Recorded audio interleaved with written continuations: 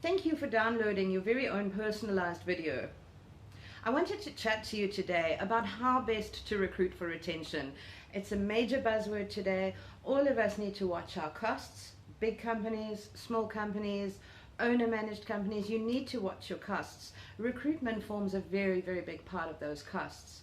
It has been proven that the average cost per hire, irrespective of the vacancy level, is sitting at about 60,000 per candidate. Can you afford to squander that 60,000? So what I want to talk to you today is I want to tell you a little bit just about how to standardize your interviews and your interview process so that you can make the right decision at the end of the day. I will be starting a series of videos and delving into these topics just to really shed some light on the best how-tos and best practice guides and all of that sort of thing. But for now, really just a little bit of an overview in terms of how to interview.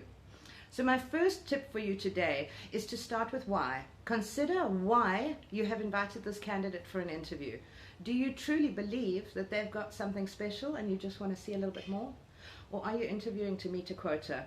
If you're interviewing to meet a quota, cancel that interview immediately. You need to invite people to interviews who you believe are special and who you believe can add value to your organization. So start with why. A little side note, I love Simon Sinek. I follow him all the time. He wrote a book a while ago called Start With Why. Read the book if you haven't done so yet. It's become my personal mantra in both business and my personal life. Be that as it may. The next thing you need to think about doing, and if you're anything like me, you kind of fly by the seat of your pants, you go with your gut feel, you don't standardize your interview questions. Now, in a company setting, when you are recruiting for retention, it is vitally important that you standardize your interview questions. And yes, it means more work. So draw up a list beforehand, before you invite even the first candidate for interview, of standard interview questions that you're going to ask them. I believe that there are 4 sort of categories that one can choose from when it comes to interview questions, and I'll quickly touch on each of them.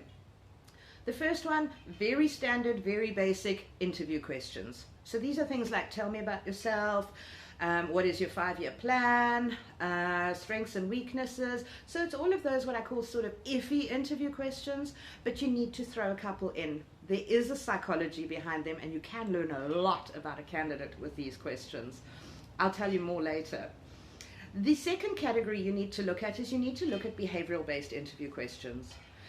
As recruiters, we believe that past behavior predicts future performance. So if a candidate can show us how he's behaved in the past, perhaps in terms of conflict management, we know how he's going to react in future when a conflict presents itself. So you need to think about the behaviors that are critical for the role you're hiring for and ask those behavioral-based questions. Make sure that you ask the same behavioral-based question to every candidate.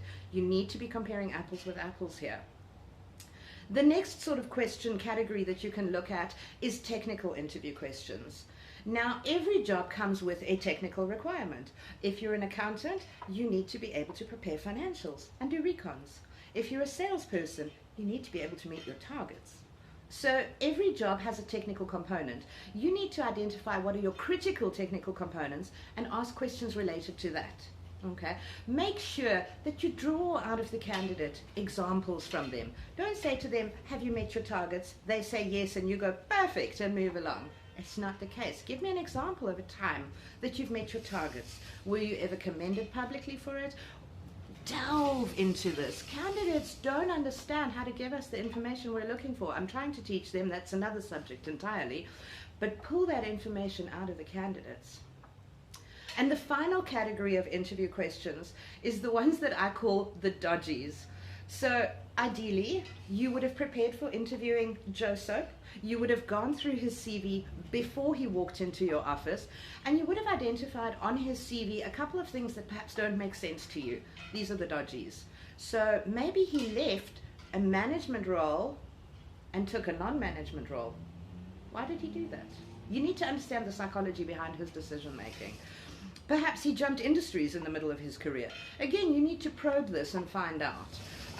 There's all sorts of dodgies that present themselves on candidate CVs. And again, candidates are not good at expressing themselves on their CVs. So give them the opportunity to explain their decision making. All right, so just to recap, When you're interviewing for retention, your first point is to understand why you're interviewing. Why have you chosen to interview Joe Soap? Why have you chosen to interview Chantal Buerta? Why are you looking at these people? What is your purpose behind the interview? Understand that. From there, set a concise guideline for moving forward. You need to compare apples with apples. So draw up a list of interview questions and apply that template to every candidate you interview. That's how you start seeing success. Have a great day. My name is Chantal Buerta. I'm a recruitment strategist and coach. I will be covering these topics and more in a bit more detail over the next couple of weeks by way of private video. Enjoy!